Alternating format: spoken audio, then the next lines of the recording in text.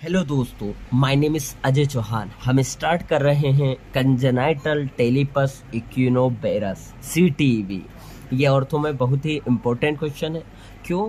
क्योंकि जो club foot होते हैं, जो फुट की डिफॉर्मिटी होती है, उसमें मोस्ट कॉमन जो डिफॉर्मिटी होती है वो CTEV है, कंजेनाइटल टेलिपस इक्विनोबेरस। अब हम देखेंगे कि इस डिफॉर्मिटी में होता क्या है। तो जैसे हमें ये दिख रहे हैं क्लब फुट के अलग अलग टाइप दिख रहे हैं, जैसे इक्विनो, इसमें क्या डोर्सीफ्लेक्स हो जाता है। अपने को दिख रहा है वेरस, जिसमें इन्वर्जन हो गया है, वल्गस, केवस, और जो अपने को प्लेनस दिख रहा है। तो ये सब जो फुट क्लब फुट, इन सबको फुट डिफॉर्मिटी को कहते हैं। इसमें मोस्ट कॉमन जो डिफॉर्मिटी है वो CTEV है। और CTEV में पैर कैसा हो जाता है? केव से हमें याद रखना है। कैसे याद रखना है? केव। केव में C का मतलब क्या होता है? केवस। केवस में हमें क्या दिख रहा है कि जो मोइडियल लॉन्जिट्यूडिनल आर्च होती है वो हायर पे चली जाती है। आगे जाएगा A से क्या होगा? फुट अडक्ट हो जाएगा। आगे जाएगा अपना V से क्या आ जाएगा? वेरस में इन्वर्जन हो गया फुट का। और फिर आ जाएगा E से इक्विना। तो हमें देख रहा है इक्विनस में क्या हो गया? प्लांटर फ्लेक्शन, जो फुट है वो नीचे की तरफ आ गया। तो इस तरह की डिफॉर्मिटी किस में होती है? CTEV में होती है। तो ये 4 तरह की डिफॉर्मिटी होती है। क्या इटियोलॉजी होता है? क्यों होता है क्लब फुट? ज्यादातर जो केस मेजोरिटी वाले होते हैं वो इडियोपैथिक है, हमें उसका रीजन नहीं पता है। बाकी कुछ थ्योरीज सजेस्टेड की गई है, जैसे मैकेनिकल थ्योरी। इसमें क्या होता है कि जब फीमेल के यूट्रस में जब प्रेशर बढ़ता है तो वो प्रेस करता है, प्रेशर लगाता है फुट में against the wall of the uterus. तो इस वजह से वो डिफॉर्मिटी क्रिएट होती है। उसके अलावा इस्चमिक थ्योरी होती है। इस्चमिक थ्योरी में ऐसा है कि जो काफ मसल है हमारी, वो ड्यूरिंग इंट्रायूट्राइन लाइफ उसमें इस्चीमिया हो जाता है, जिसकी वजह से ये डिफॉर्मिटी हुई है। आगे है जेनेटिक थ्योरी। जेनेटिक थ्योरी में क्या हैगा कि जेनेटिकली रिलेटेड डिस्टर्बेंस हो गया है डेवलपमेंट ऑफ द फुट में, जो कि रिस्पॉन्सिबल है इस डिफॉर्मिटी के लिए। आगे मतलब जेनेटिक डिस्टर्बेंस हो गया है डेवलपमेंट ऑफ द फुट। आगे हम देखेंगे न्यूरोलॉजिकल डिसऑर्डर, जिसमें इनबैलेंस हो गया। कौन सी मसल में? ऐसा न्यूरोजेनिक में ऐसा है कि मसल इम्बेलेंस हो गया। जैसे जो इन्वर्टर, जो प्लांटर फ्लेक्शन वाली मसल होती है वो स्ट्रॉन्ग हो गई है, देन इवर्टर और डोर्सी फ्लेक्शन, इसीलिए ये फुट किधर चला जाता है? इन्वर्टेड हो जाता है और प्लांटर फ्लेक्शन हो जाता है। आगे आर्थोगायरोप्सिस मल्टीप्लेक्स कंजेनाइटा। तो ये कंजेनाइटल डेवलपमेंट डिसऑर्डर है मसल का, disorder of the defective development और मसल, जिसमें मसल फाइब्रोटिक हो जाती है, जिसकी वजह से फुट डिफॉर्मिटी होती है। तो ये कंजेनाइटल होता है। आगे हम देखें कि क्या क्लिनिकल फीचर होगा। जो बच्चा होगा वो प्रेजेंट करेगा फुट डिफॉर्मिटी से, वो हम बर्थ पे डिटेक्ट कर सकते हैं। और जो अर्ली इन्फेंसी में हमें दिख सकता है, लेट इन्फेंसी या अर्ली चाइल्डहुड में भी बच्चे आते हैं। और जो लेट चाइल्डहुड में बच्चे आना, ये नॉट अनकॉमन, मतलब ये भी होता है कि लेट आते हैं पेशेंट। आगे जाएगा जो फुट का, जब हम एग्जामिनेशन करेंगे तो हम शुरू में ही क्या करते हैं? गुड स्क्रीनिंग टेस्ट करते हैं to detect milder variety of club foot को भी हम डिटेक्ट कर सकते हैं।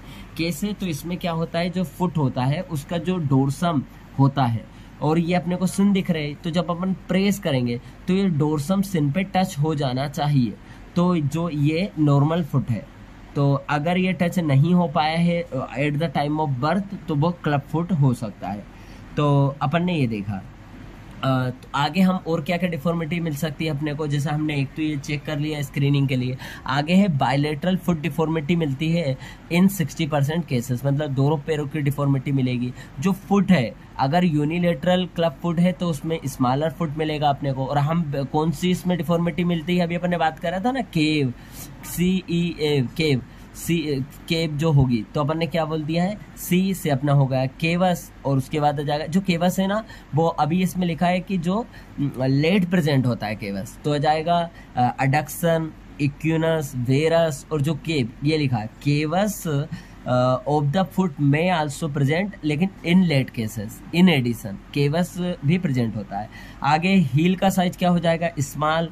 डार्क स्क्रीन की क्रीज मिलती है on the back of the heel, और on the medial side of the sole पे हमें डीप स्क्रीन क्रीज मिलेगी। बोनी प्रोमिनेंस फील होंगे at the lateral side of the foot. और हमें कैसा मिलेगा कि जो आउटर साइड ऑफ द जो फुट होता है, उसकी जो आउटर साइड होती है वो कैसी हो जाएगी? अपनी आउटर साइड जो होती है वो कैसी हो जाएगी, कॉन्वेक्स हो जाती है आउटर साइड। ये डिफॉर्मिटी अपने को मिलेगी। अब हम देखेंगे कि जो जिसे प्राइमरी क्लब फुट होता है, एक सेकेंडरी। प्राइमरी जो क्लब फुट होता है जो वो बर्थ से प्रेजेंट है, जबकि सेकेंडरी क्लब फुट किस में मिल सकता है, पोलियो में मिल सकता है। और कहाँ मिल सकता है, पोलियो में, या फिर अपने को दूसरी डिफॉर्मिटी में मिल सकता है। तो जो अपन बात करें प्राइमरी जो क्लब फुट होता है वो बर्थ से प्रेजेंट होता है, सही। बायलेटरल होता है 60 में, सही। ये यूनिलेटरल कोमल है, ये सम टाइम बर्थ में हो सकता है। फुट का साइज बात करें, अभी अपन ने पढ़ा था कि इस क्लब फुट में जो वो CTB में स्मॉल होता है, जबकि इसमें नॉर्मली स्मॉल हो सकता है। हील का size small with fat present, इसमें नॉर्मल विथ फेट। आगे जाएगा चबी, ये लिखा है जो हमें स्किन जो होगी वो होगा चुबी और क्रीज प्रेजेंट होगी। और जबकि बात की जाए सेकेंडरी में एट्रोफिक रहेगा, क्रीज अब्सेंट रहेगी। इसमें हमने बोला था ना डीप क्रीज मिलती है।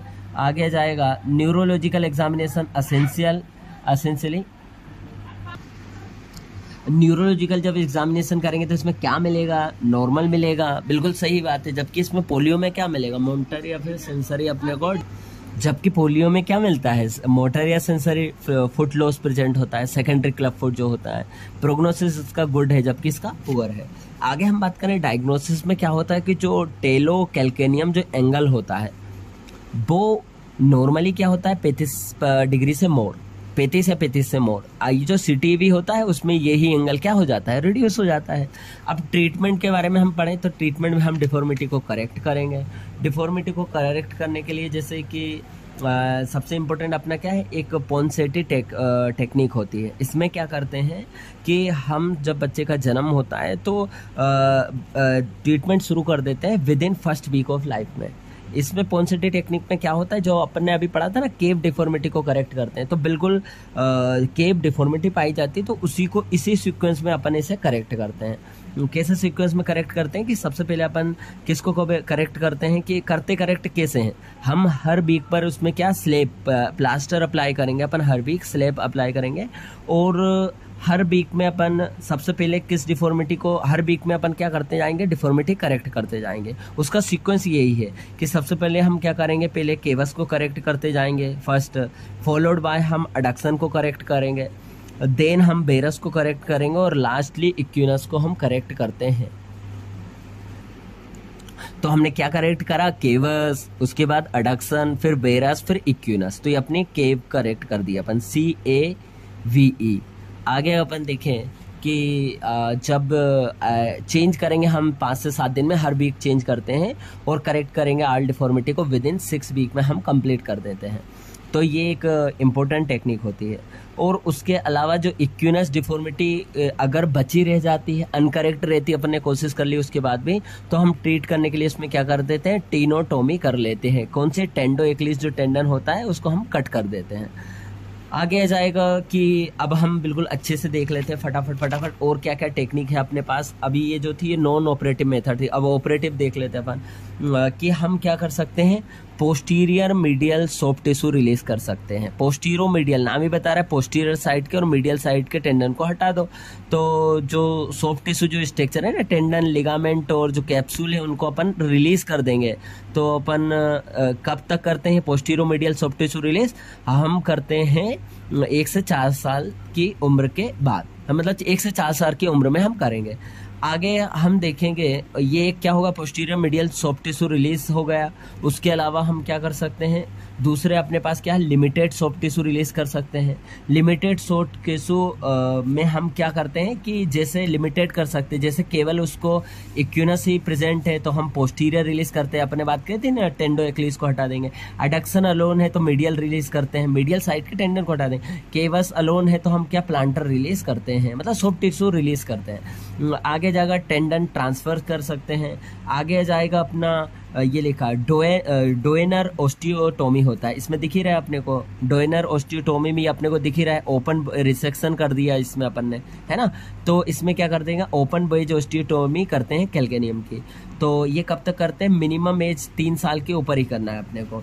आगे जाएगा diluvian event procedure. Diluvian event procedure important है, इसमें अपन ने क्या करा, सॉफ्ट टिश्यू रिलीज तो करते ही हैं, प्लस साथ में कैल्केनो क्यूबॉइड बेज रिसेक्शन करते हैं। अपन ने देखा कैल्केनो क्यूबॉइड का अपन बेज रिसेक्शन करते हैं, तो ये हो जाएगा अपना और उस रिसेक्ट पार्ट को फिर फ्यूज कर देते हैं। तो कब करते हैं, ये 4 से 8 साल में करते हैं। इनको हटाया और फिर इनको जोड़ दिया। अब आ जाएगा अपना बेज टार्सेक्टोमी करते हैं, जिसमें अपन किसको करते हैं, इसमें लिखा removal of wedge of bone from mid tarsal area. Wedge को कट करेंगे और डोर्सोलेटरल साइड वाले बेज को इनने कट कर दिया, फिर अपन ने इसको ये कर दिया, अपन ने फ्यूज कर दिया। और ये करना कब है, तो the operation is perform for neglected club foot between the age of 8 और 11 ईयर में करते हैं बेज टार्सेक्टोमी। आगे ट्रिपल आर्थरोडेसिस में तीनों तरह के जॉइंट थे ना अपने, इन तीनों जॉइंट को अपन ने जोड़ दिया, फ्यूज कर दिया और तीनों जॉइंट को, सब टेलर जॉइंट को, कैल्केनो क्यूबॉइड जॉइंट को, टेलो नेविकुलर जॉइंट को। और ये कब करते हैं, after the age of 12 year ये करते हैं। तीनों जॉइंट को अपन ने फ्यूज कर दिया। तो ये करेक्ट करने का है। इलिजारो टेक्निक हम यूज करते हैं, इलिजारो टेक्निक अपन अप्लाई करते हैं, करेक्ट करते हैं इसमें। बाय ग्रेजुअल स्ट्रेच करते हैं अपन बोन को, यूजिंग एक्सटर्नल फिक्सेटर का हम यूज़ करते हैं। तो हम फटाफट एक चार्ट देख लेते हैं, जिससे अपने को फटाफट क्लियर रहेगा कि देखो सबसे पहले क्या होगा, एग्जामिनेशन करेंगे कि रूल आउट करेंगे कोई न्यूरोमस्कुलर कोर्स तो नहीं है। नो न्यूरोमस्कुलर कोर्स है, इडियोपैथिक क्लब फुट है, तो जाओ अपन देखेंगे कि अगर वो फ्रेश है, नया केस है, बर्थ पे अपने को मिला है, तो इसमें पॉन्सेटी टेक्निक करेंगे अपन, कास्टिंग करते हैं। इसमें अपन ने 5 to 6 बी का अपन ने उधर देखा था, है ना। उसके बाद क्या करते हैं अपन, परक्यूटेनियस, अगर उससे अपन ने बोला था कि अगर इक्विनस करेक्ट नहीं होती तो उनने अपन ने टेनेक्टोमी करते थे, टेंडन एक्लीस को अपन कट कर देते थे। उसके अलावा अपना करेक्शन अचीव हो गए तो अच्छी बात है, इसको मेंटेन रखेंगे कि तो के लिए हम क्या करते हैं, हम मेंटेन करने के लिए डेनिस ब्राउन स्प्लिंट यूज करते हैं। ये दिख रहा है ना अपने को, डेनिस ब्राउन स्प्लिंट यूज करते हैं। तो बच्चे को ऐसा अपन रात के टाइम, सुबह के टाइम ऐसा लगाने के लिए ही देते हैं। लगभग 1.5 साल तक बच्चा लगाएगा ऐसे, और उसके बाद जब वो चलने लगेगा तो इसको रात रात में पहनाएंगे, और सुबह के टाइम हम क्या करेंगे, क्लब फुट का यूज, शूज का यूज करेंगे, है ना। अभी हम देखते हैं सिटीवी शूज का यूज करेंगे। Splint at night during the day after 1.5 साल। फॉलो अप करेंगे टिल 10 to 12 ईयर तक हम फॉलो अप करते रहेंगे बच्चे को कि दोबारा रिकर तो नहीं हुआ। प्रोग्नोसिस इसकी प्रोग्रेस इसकी बेल है, तो कॉन्ग्रेचुलेशंस, मतलब बच्चा सही है। आगे अपना जाएगा क्लब फुट ठीक हो गया, आगे जाएगा फॉलो अप में अपन ने करा और फिर रिकर कर दिया, तो उसको हम इधर अभी पढ़ेंगे कि क्या करेंगे। रिकरेंस हो गया, मान लो 10 फॉलो अप करा तो रिकरेंस मिला, तो अब हम अभी पढ़ने वाले हैं। बाकी अपन ने वो करेक्शन अचीव हो गया था, टेंडो एक्लीस को कट करा तो अगर वो टेंडो एक्लीस को मैंने कट करा था और जब टिल 4 to 6 मंथ का था बच्चा और करेक्ट नहीं हुआ, तो फिर अपन क्या करेंगे, जैसे आल डिफॉर्मिटी बच्चे की बची रह गई पॉन्सेटी टेक्निक में, तो अपन पोस्टीरियर और medial soft tissue release operation करते हैं। अगर एक्यूनस ही लेफ्ट रिया तो अच्छी बात है, पोस्टीरियर रिलीज करते हैं। और आ जाएगा ओनली हील वेरस लेफ्ट कर गया है, कि अभी भी अपन ने ये रह गया है अपना, केवल वेरस लेफ्ट रह गया है, तो डोएन ये लिखा है डोएनर ओस्टियोटोमी करते हैं। अपन ने पढ़ा था ना, डोइनर ओस्टियोटोमी करते हैं, अपन ने देखा था ना, जिसमें किसके लिए करा था अपन ने, डोइनर ओस्टियोटोमी अपन ने करा था वेरस के लिए। अब आ जाएगा अपना कि ओल्ड केस है, मतलब कि वो नेग्लेक्टेड केस है, पुराना केस है, तो जैसे कि वो 3 साल से छोटा बच्चा है, वो बाद में आया है, 3 साल से छोटा है, लेकिन वो तो सॉफ्ट टिश्यू रिलीज। अगर वो 4 से 8 साल में आया तो इवन ऑपरेशन करते हैं, इवांस ऑपरेशन हमने बोला था ना, इवान ऑपरेशन करते हैं। ये देखो डिल्वियन इवांस प्रोसीजर 60 से 60 साल में करते हैं। उसके अलावा हम देखेंगे 8 से 11 साल में आए तो बेज ट्रांसेक्टोमी करते हैं, 12 साल में आए तो ट्रिपल आर्थोडेसिस कर देंगे। और अब आ जाएगा ऑलरेडी जैसे जो नेग्लेक्टेड केस है और जो रिकर कर गए आफ्टर प्रीवियस ऑपरेशन, तो उसमें हम इलिजारो ऑपरेशन टेक्निक यूज करते हैं।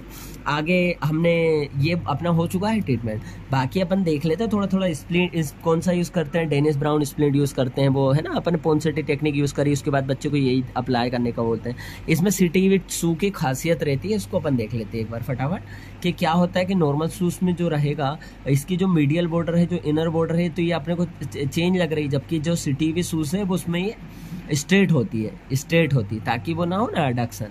आगे जाएगा अपना कि जो इसकी आउटर बॉर्डर होती है वो राइज्ड होती है। क्या होती है? अराइज। तो इससे क्या होगा, जो इन्वर्जन हो रहा था ना बेरस, उसको ठीक करता है। आगे जाएगा अपना, इसमें जो हील है, देखो हील ऊंची है जबकि इसमें हील क्या है? फ्लैट, नो हील है। तो ये अपना इक्विनस ठीक हो जाएगा इससे। तो नहीं तो अगर ऊंचा ही रहेगा तो वो पहले से ही ऊंचा है तो वो और ऊंचा हो जाएगा। तो ये CTEV में क्या है, इनर बॉर्डर स्ट्रेट होती है, आउटर बॉर्डर राइस होती है और नो हील होती है। तो ये खासियत है किसकी? CTEV शूज की। तो ये हमने कंप्लीट करा CTEV, जो कि बहुत ही इंपॉर्टेंट क्वेश्चन है अर्थों में। Thank you.